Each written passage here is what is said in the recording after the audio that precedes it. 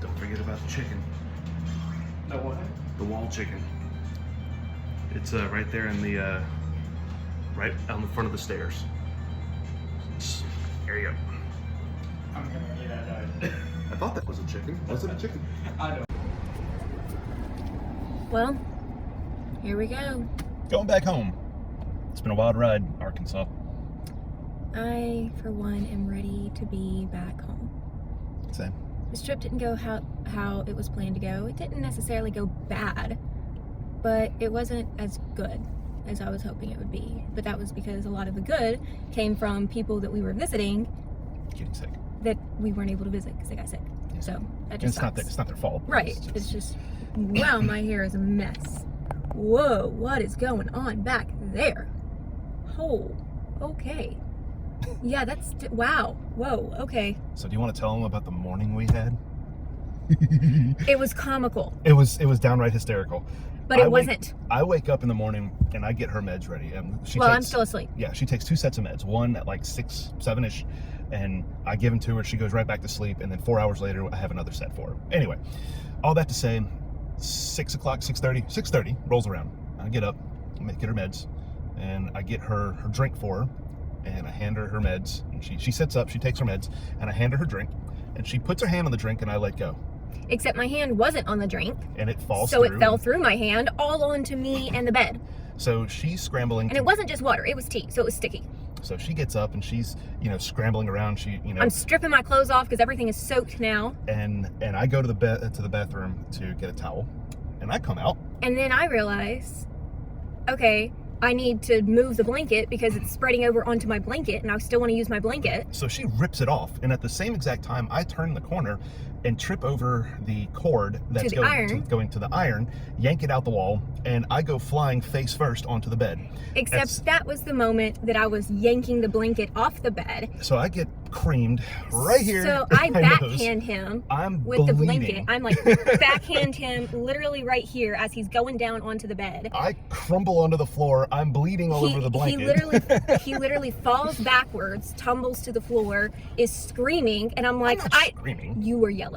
You were like, oh, and I was like, I don't even know what's happening. Maybe not like that bad. I was like, I don't even know what's happening.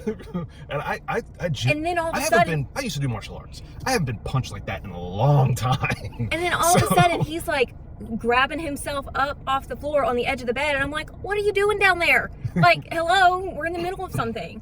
And I don't even remember going back to bed. But eventually we took the pills, and I crawled back into bed and went to sleep. But I don't remember going back to bed. Cleaned up the tea, threw the towel down. She got back into bed. She put a fresh towel down, covered up with the blankets, and then covered up with her own blanket on top of. Yeah, so all I put the hotel's comforter on the bed to make sure that none of the wetness got to me. So there was the wet spot, then the towel, then the thick comforter, and then I was on top of the comforter with the blanket on top of me. With her own blanket. So, and then But I don't remember going back to bed. that was my cue to go downstairs and get lunch or get breakfast, because continental breakfasts are my bane, and I had a nosebleed.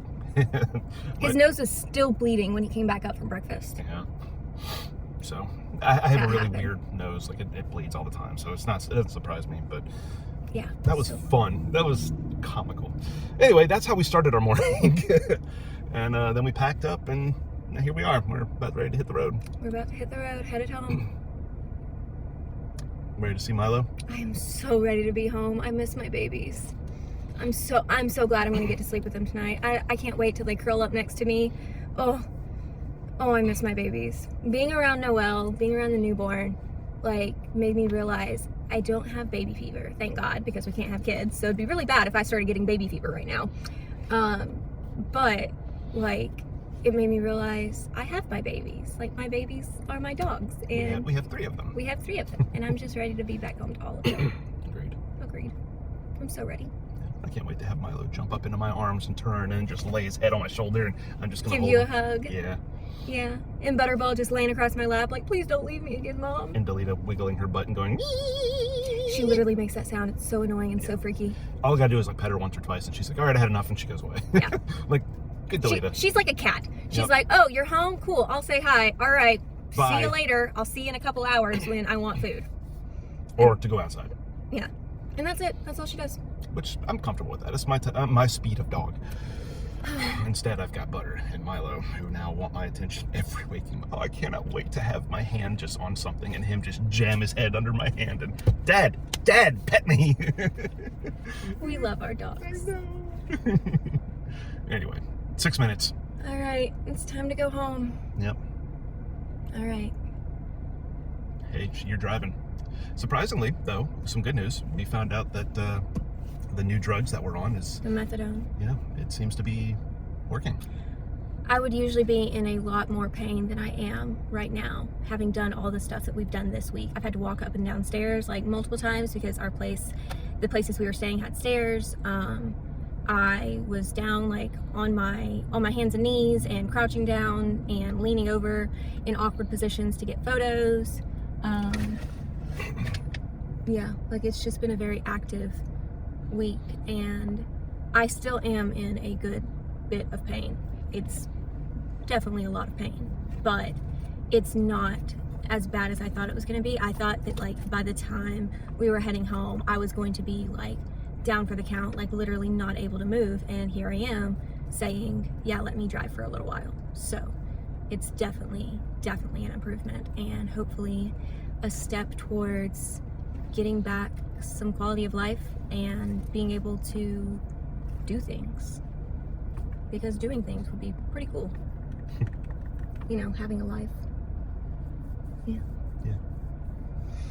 I'm ready to be home. 6 hours, let's do this. It's 4.5. 6 when you count the breaks. Well, that's true. All right. Peace out. Peace. Mama's missed you. Are you happy that we're home? Are you happy that you're home? Butterball, are you happy? Are you happy? Yo! Oh, hi, baby. Hi. Hi. Well, here we are. Shopping in Walmart. Darren's pushing me around in a wheelchair My because... favorite place Yeah. in the whole wide world. Oh, toothpaste. I need a toothpaste. I could probably use some Q-tips too. Toothpaste and toothpicks. No, Q-tips. Toothpicks. You need toothpicks? Yes. All right. Um, You want these? no, I've already got some of those. Stop shopping with us. It goes. Yeah. You said Q-tips? No, Q-tips. You don't? I mean, I do, but I don't. Well- I don't need them. No one needs them. They're not really supposed to go in your ear, so. If you're out, get some. Oh my gosh. Eucalyptus spearmint and menthol. Foaming body wash. Interesting. Baby, What? get the No, Q-tips. I'm done. No Q-tips. Oh No my Q-tips for gosh. me. Oh, this is annoying. Okay. Yeah, so we're shopping in the middle of Walmart. Toothpicks? Are they... Yeah, that's fine. And toothpaste we need. Well, there is a large selection. Darren is pushing me around in the wheelchair because my body gave out after therapy, and so we've gotten into the habit of just keeping the wheelchair in the car so that... We never know when we need it. And we needed it today. All right.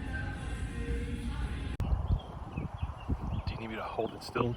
No, I want it blowing in the wind.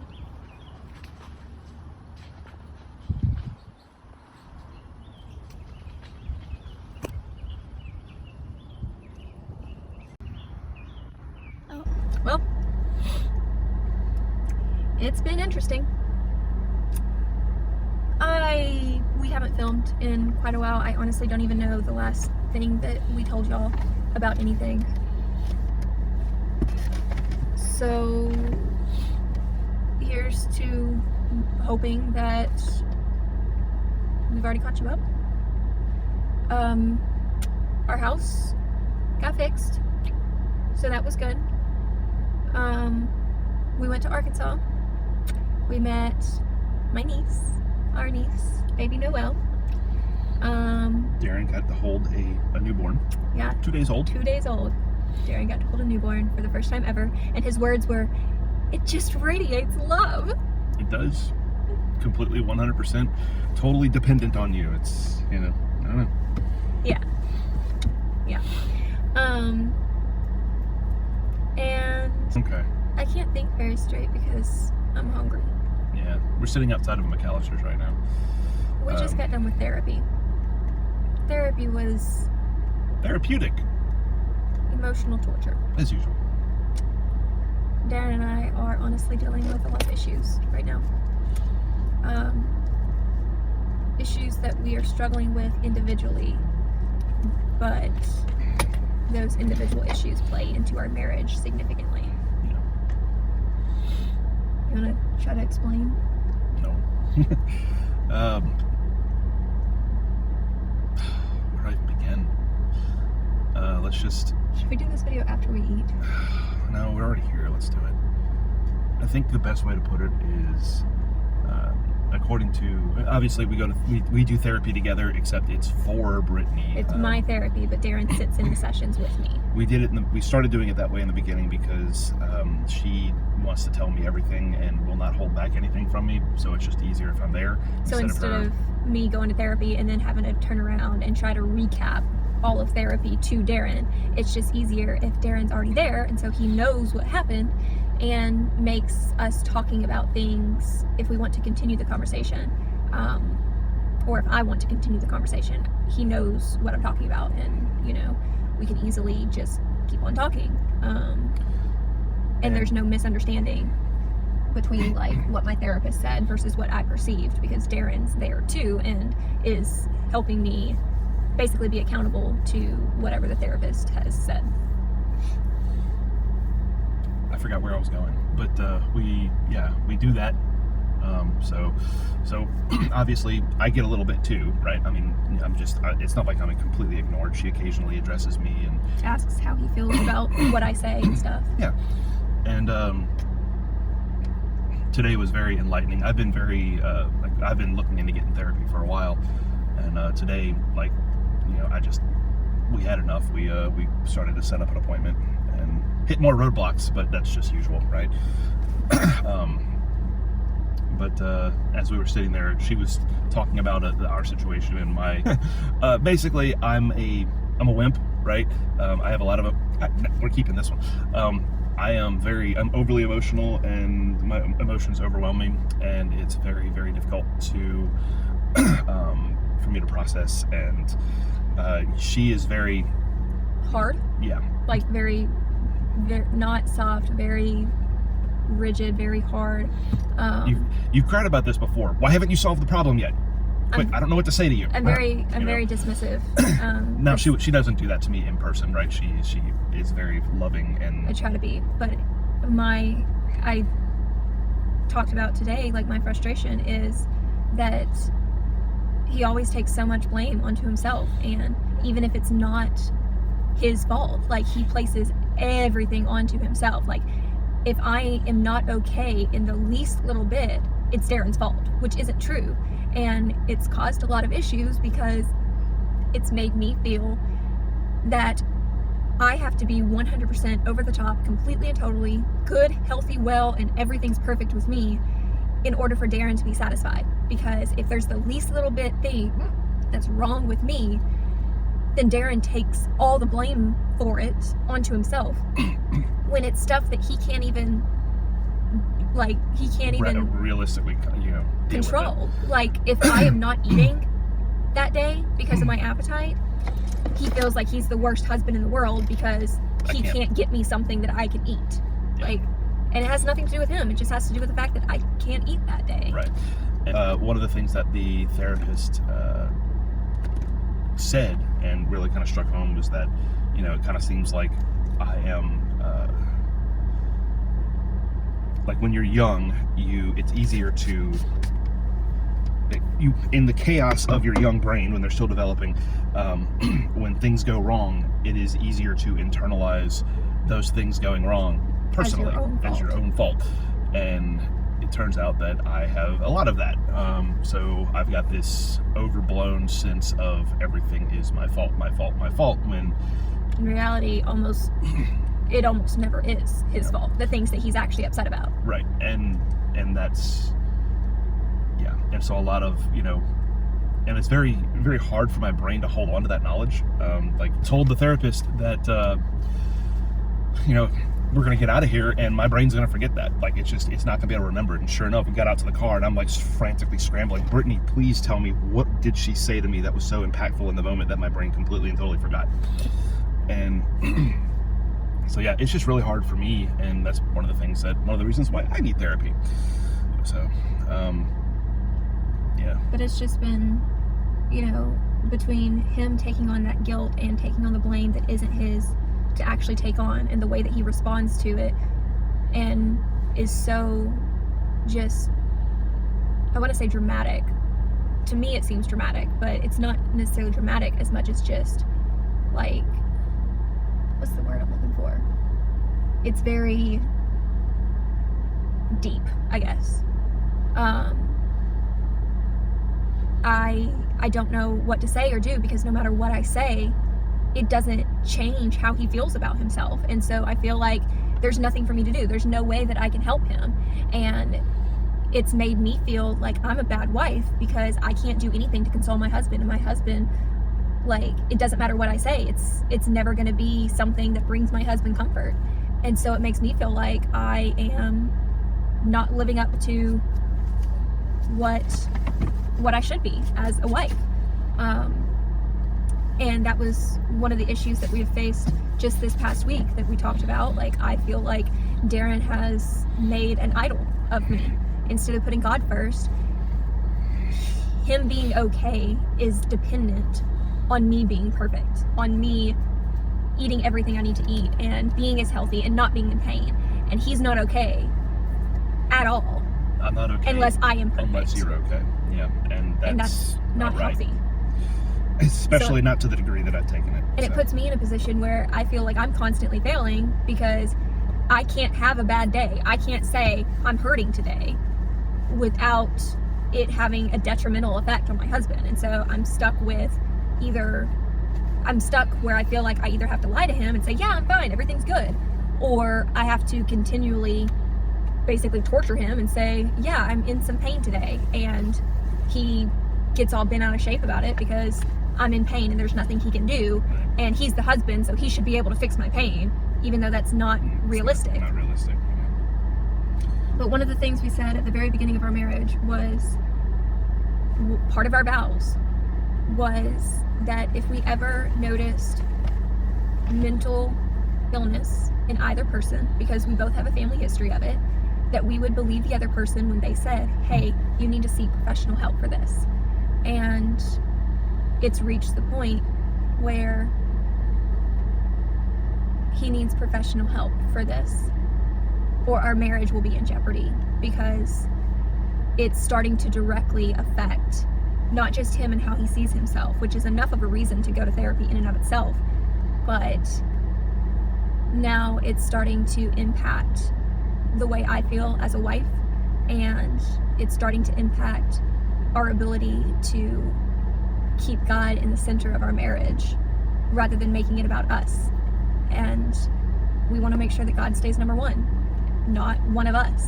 And so it's something that we have to work through. Time to put things back in proper perspective. Yeah. So. Wow. He's got a very nice butt. Thanks. I'm sorry. It was the gray slacks thing. You know I love gray slacks. Those were blue. No, they weren't. On my glasses? I have blue tint on my glasses. Maybe that's why they look gray. They were blue. You have blue tint on your glasses. No, we're not checking out his butt when we get in there. No, I'm saying if he comes back out, we need to see what color his pants were. Stop the video and restart. Oh my gosh, I'm sorry. We're like 13 minutes in. Oh my gosh. No, seriously. Okay. Really? I'm sorry. You can't like, okay, see? No. Hold on. Those are that's gray. blue. Those are gray. That's blue. Those are gray. That's blue. Those are gray. Okay, those are gray. See, told you. Oh my God, look at his butt. See? What? He's got a good butt. Dude, give me your workout regimen. Holy crap. See? Okay, now do you see why I commented? Yeah. It was right there. Okay, yeah. It was a nice butt. See? It was very round. Yeah. It was muscular.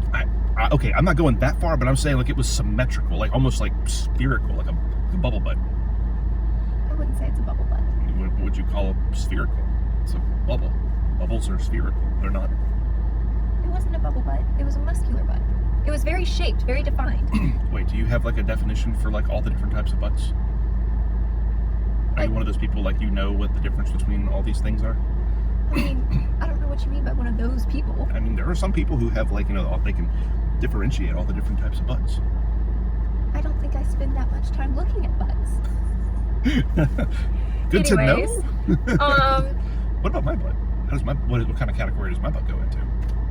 Well, that depends on how much you've been working out lately. You have gained a more muscular butt, though. Thanks. Like, yeah. But it doesn't matter because I'm always slapping your butt. That's true. Like, I always walk up behind you and, like, hit you on the butt. I mean, so yeah. I would say, though, that, like, your butt, when it's, like, doesn't have muscle, is pretty much the same shape as when it does have muscle, but it feels different. Okay. Like, the shape and the look of your butt doesn't change very much, but you can tell, like, when I hit you. Man, that sounds a very abusive statement. Like, you can tell when I hit you. you can tell when I hit you that it's not hard enough, it's not muscle enough. You haven't been working out lately. Oh, okay, this video This has gone on long enough. came to a very weird ending. We are seeking out counseling, Yay. both individually, and we have decided that we are both going to be, just like Darren has come in and sat quietly through my therapy, I am going to go and sit quietly through his therapy. And we're going to do the therapy together so that we can always be on the same page and know what the therapist is telling the other person. And so that if we need to work on something further within our marriage, we have the means to be able to do so. I love you. I love you. I want to say that this is a plug, I guess, that you don't have to be at the point of no return before you seek help.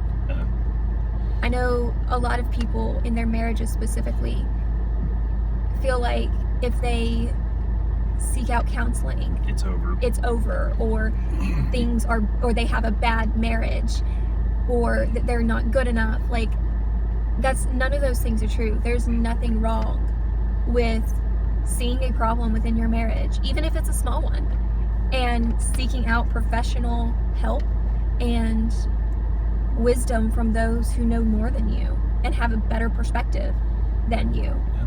People who are trained to deal with this and they have a lot more knowledge than you and I. There's no reason not to seek that help. Draw upon the wisdom of the elders, as they say, right? There's no reason not to seek that help, and it doesn't mean that either of you are at fault or to blame or that you have a bad marriage. It doesn't mean that you don't love each other or that you're weak. It just means that a marriage takes work. Like, it is a daily choice. It is a daily task. It is work to maintain a healthy marriage and to always be seeking to serve one another and to do so well. And at some point in your marriage, you are going to need help, period. And so take the help and be grateful for it, because it can truly be life-changing. We made a promise, we made vows at the very beginning of our marriage to never let our marriage get to the point where we felt like it was hopeless. That as soon as we saw an issue, we would fix it. And so that's what we're doing. That has resulted in many 5 or 6 hour conversations until 4 a.m. We've had several of those, but at a certain point, conversations between you and another person only go so far. A third party, an additional person to give perspective, give knowledge, wisdom, help clarify things. Yeah, don't be afraid. Therapy's scary, but you shouldn't be scared of it. So it's a good thing. It is. And I love you. Yeah. Let's try to eat something. Yeah. The video's been going for 20 minutes now. Yay. It was Hope y'all enjoy. It was its own episode. Hope y'all enjoy.